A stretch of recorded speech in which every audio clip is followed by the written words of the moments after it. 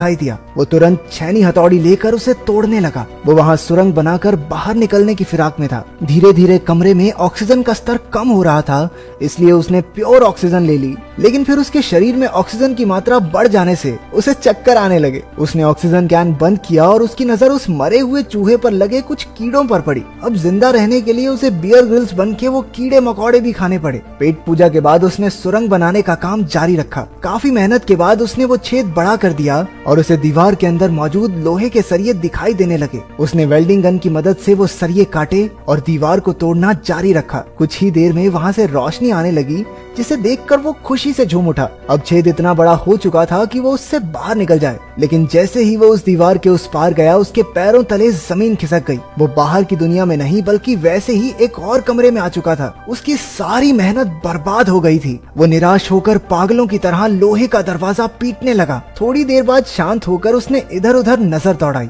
कमरे के एक कोने में एक लाल रंग का ताबूत रखा था। उसने ध्यान से ताबूत का ढक्कन हटाया और उसके अंदर एक सुंदर सी लड़की को देखकर उसकी आंखें खुली की खुली रह गई। वो मरी हुई तो नहीं लग रही थी, तो शायद गहरी नींद में सो रही होगी। जब उस आदमी ने लड़की को जगाया तो वो बुरी तरह से डर जाती है। जब उसने उससे बात करने की कोशिश की तो पता चला कि वो एक दूसरे की भाषा नहीं समझते थे। वो लड़की डर कर उसी के पुराने कमरे में जाकर छिप गई। उस आदमी में उसे कुछ भी समझा पाने की ताकत बची ही नहीं थी, इसलिए उसने ताबूत में ही सोकर रात गुजारने का फैसला किया। लेकिन बीच रात में ही डरी हुई लड़की ने आकर उसे जगा दिया। उसने आदमी को सुरंग का काम जारी रखने का इशारा किया, लेकिन भूख प्यास की वजह से कुछ भी करना उसके लिए नामुमकिन था। इतने दिन काम करते करते उसके हाथों पर भी चोट आ गई थी और उसे अब आराम की सख्त जरूरत थी। उस लड़की ने खुद ही औजार उठाकर सुरंग खोदनी शुरू कर दी, लेकिन ये इतना भी आसान नहीं था। थोड़ी देर बाद उसे पेशाब आ गया और वो दूसरे कमरे की ओर भागी, लेकिन आदमी ने उसे वहीं रोक लिया। वो इशारा करके उसे कुछ समझाने लगा। असल में उसने 3 दिन से पानी नहीं पिया था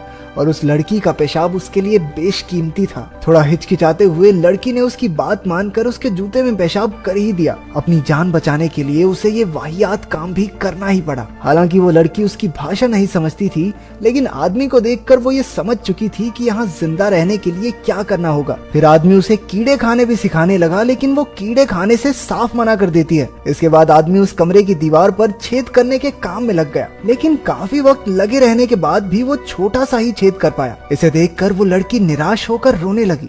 ये दीवार टूटती क्यों नहीं है? टूटेगी कैसे?